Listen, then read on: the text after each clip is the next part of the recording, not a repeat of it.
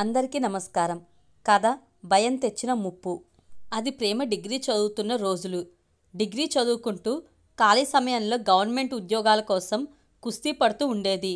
ఒకరోజు తన స్నేహితురాలు ఒక రైల్వేలో ఉద్యోగాల కోసం దరఖాస్తు పంపమని ఇచ్చిన సలహా మేరకు దరఖాస్తు పంపింది. పరీక్షకు 1 నెల మాత్రమే సమయం ఉండడంతో రాత్రింబవళ్ళు బాగా కష్టపడి చదివింది. పరీక్ష రాయాల్సిన స్థలం తమిళనాడులోని చెన్నై మహానగరం. మొత్తానికి పరీక్ష రోజు రానే వచ్చింది. రాత్రి బస్కి చెన్నై వెళ్ళాలి. ప్రేమకేమో తమిళ్ ఒక్క ముక్క కూడా రాదు. ఏదో తన చెల్లి ఉంది అన్న ధైర్యంతో బస్సు ఎక్కింది. బస్సు ఎక్కిందనే కానీ ఒకటే భయం. ఇదే మొదటిసారి ఒక్కటే ఒంటరిగా కొత్త ప్రాంతానికి వెళ్ళడం. ఇంతలో బస్సు మెల్లగా కదిలింది. బస్సు ఒక్కొక్క చోట ఆగుతూ కొంతమందిని ఎక్కించుకుంటూ ముందుకు సాగుతుంది. ఇంతలో ఎవరో వచ్చి తన పక్కన కూర్చున్నారు.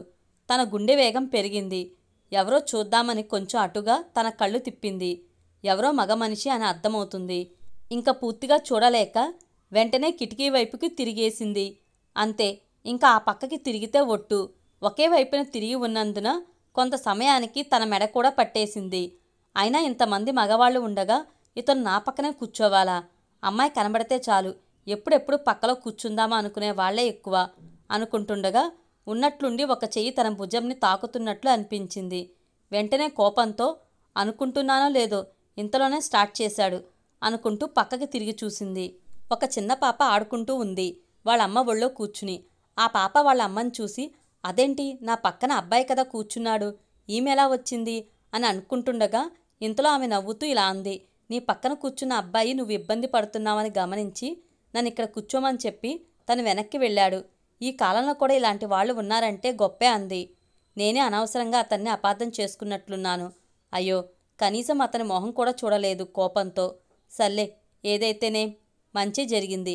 ఇప్పుడు ప్రశాంతంగా నిద్రపోవచ్చు అనుకుంది. ఉదయం 6 కల్లా చెన్నైకి చేరుకుని తన చెల్లికి కాల్ చేసింది. రింగ్ అవుతుంది కానీ ఎత్తడం లేదు. దారిలో ఉందేమో అందుకే ఎత్తడం లేదేమో అనుకుని కొంచెం సేపు తర్వాత మరలా కాల్ చేసింది. ఇలా చాలాసార్లు చేసిన తర్వాత ఎప్పటికో ఫోన్ లిఫ్ట్ చేసి చెప్పు అంటూ నిద్రమత్తులో ఉన్నట్లు మాట్లాడడం గమనించిన ప్రేమ కోపంగా, చెప్పేదేంటి, ఇంకా నిద్రపోతున్నావా? నేను ఎంతసేపటి నుండి ఎదురు చూస్తున్నానో తెలుసా? అప్పుడే వచ్చేసావా? అప్పుడే ఏంటి, వచ్చి గంట అవుతుంది, ఇంకా రాకుండా ఏం చేస్తున్నావు? అయ్యో క్షమించక్క, ఇప్పుడే నిద్రలేస్తున్నాను. రాత్రి అలారం పెట్టుకోవడం మర్చిపోయాను. ఏమీ అనుకోకు. ఒక పని చెయ్యి, నేను ఇప్పుడు లేచి అక్కడికి వచ్చేసరికి నీకు పరీక్షా సమయం కూడా అయిపోతుంది. అందుకని పక్కనే లోకల్ బస్ స్టాప్ ఉంటుంది. అక్కడికి వెళ్ళి నేను ఒక నెంబర్ చెప్తాను. ఆ నెంబర్ బస్సు ఎక్కు.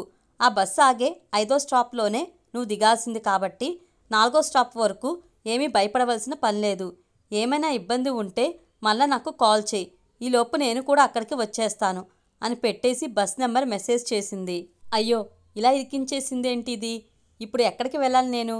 నాకేమో తమిళ్ ఒక్క ముక్క కూడా రాదు. సరే, పక్కనే బస్ స్టాప్ ఉంది కదా, ముందు అక్కడికి వెళ్ళి చూద్దాం అని బ్యాగ్ తీసుకుని బయలుదేరింది. ఎంత దూరం నడిచినా తిరిగి తిరిగి అక్కడికే వస్తుంది. అంత పెద్దగా ఉంది ఆ బస్ స్టాప్. ఎటు చూసినా బస్సులే. ఎవరిని అడిగినా అటు ఇటు అని చేతులు చూపిస్తున్నారు. సరే అని అక్కడికి వెళ్ళి అడిగితే ఇంకో దగ్గర అంటున్నారు. తనకేమీ అర్థం కావడం లేదు. ఒక పక్క ఏడుపు వస్తుంది, ఇంకో పక్క ఆకలి. ఎటు పోవాలో తెలియట్లేదు. ఇంతలో తన చెల్లి నుండి కాల్. ఏమక్క, ఎక్కేవా బస్ అని. ఒక్కసారిగా కోపం కట్టెలు తెంచుకుని వచ్చింది ప్రేమకి. అంతే, చెడామడా తిట్టేసింది. తర్వాత కొంచెం సేపటికి నెమ్మదించి తన పరిస్థితి వివరించింది. అయ్యో, నువ్వేమీ భయపడకు. ఒక పంచే, నీ పక్కన ఎవరైనా ఉంటే వాళ్ళకి ఫోన్ ఇవ్వు అంది వాళ్ళ చెల్లి. సరే అని అటుగా వెళ్తున్న ఒక పెద్ద మనిషిని చూసి, చూడ్డానికి పెద్దవాళ్లా మంచివాళ్లా ఉన్నాడు. ఈ కాలంలో కుర్రవాళ్ళని నమ్మడం కంటే వీళ్ళని నమ్మడం మంచిదే అనుకుని ఫోన్ ఆయనకి ఇచ్చింది. తన చెల్లి ఆయనకి అంతా వివరించి తనను ఆయనతో వెళ్ళమని చెప్పి పెట్టేసింది. సరే అని ఆయన వెనకాలే వెళ్ళింది. ప్రేమను బస్సు ఎక్కించారు ఆయన. ప్రేమ థ్యాంక్స్ అంది. వెంటనే ఆయన కూడా బస్సు ఎక్కి స్టాప్ వరకు వచ్చి దిగబెట్టి వెళ్తాను అన్నాడు. తెలుగు, ఇంగ్లీష్, తమిళ్ మిక్స్ చేసిన భాషలో. సరే, మంచివారిలాగా ఉన్నారు అనుకుని అలాగే అంది ప్రేమ. ఇద్దరికీ ఆయనే టికెట్ తీసుకున్నారు. తను ఇస్తుంటే వద్దు అన్నారు. తనతో పాటే తన పక్కనే కూర్చున్నారు. ఊరికి కొత్త కదా, భయపడతాను అని కూర్చున్నారేమో అనుకుంది ప్రేమ. కొంచెం సేపటికి మాట్లాడడం మొదలుపెట్టాడు. తన పేరు, ఊరు అన్నీ అడిగాడు. చెప్పింది. ఇంకా ఏదో మాట్లాడబోతుంటే నాకు తమిళ్ తెలియదు అంది ప్రేమ. నవ్వి ఊరుకున్నాడు. కొంతసేపటికి అర్థమైంది ఆయన బుద్ధి. ఎంతమంది ఆడవాళ్లు ముసలివాళ్లు వచ్చి లేవమన్నా కూడా లేవలేదు. అదీ కాక ప్రేమను విచిత్రంగా చూడ్డం మొదలుపెట్టాడు. బస్సు రద్దీగా ఉండటంతో చాలామంది నిల్చుని ఉన్నారు. డ్రైవర్ బ్రేక్ వేసిన ప్రతిసారి కావాలని ప్రేమ మీద పడ్డం, అడిగితే రద్దీ అనడం, ఇవన్నీ చూస్తుంటే ప్రేమకి ఏమీ అర్థం కావడం లేదు. భయం మొదలైంది. ఎవరికీ ఏమీ చెప్పుకోలేని పరిస్థితి. భయపెడదామా అంటే భాష రాదు. ప్రాణాలు అరచేతిలో పెట్టుకుని ఊపిరి బిగపట్టుకుని కూర్చుని ఉంది. దానికి తోడు తన చెల్లి చెప్పిన 4 స్టాప్లు అయిపోవడంతో ఈయనేంటి ఇంకా దిగడం లేదు, నన్ను దిగమని చెప్పడం లేదు అనుకుంది. తనకేమీ అర్థం కాక తన చెల్లికి కాల్ చేసి ఇలా జరిగిందంతా వివరించింది. సరే ఆయనకి ఫోన్ ఇవ్వు, నేను మాట్లాడతాను అని వాళ్ళ చెల్లి అనడంతో సరే అని ఆయనకి ఇచ్చింది. కొంచెం సేపటికి ఫోన్ తిరిగి ప్రేమకి ఇచ్చాడు. ఏం లేదక్కా, నేను చెప్పిన బస్సు ఎక్కలేదంట మీరు. ఇది వేరే నెంబర్ అంట.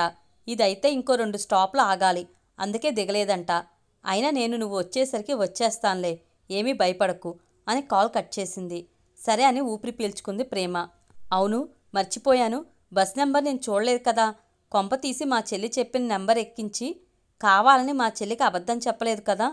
ఒకవేళ అదే జరిగితే నన్ను ఎక్కడికి తీసుకెళ్తాడో, ఏం చేస్తాడో. ఏదో పెద్ద మనిషిలాగా ఉన్నాడని సహాయం అడిగినందుకు నాకే శిక్ష పడింది అని పలు రకాలుగా ఆలోచిస్తూ భయపడుతూ కూర్చుంది.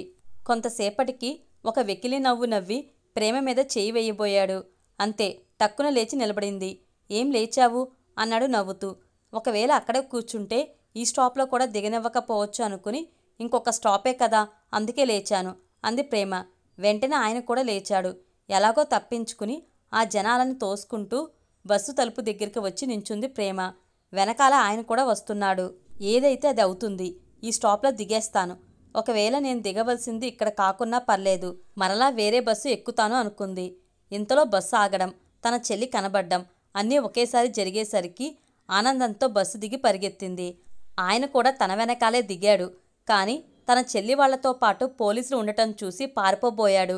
ఇంతలో పోలీసులు పట్టుకుని తీసుకెళ్లారు. ఇప్పుడు నాకు ప్రాణం లేచి వచ్చింది అంది ప్రేమ.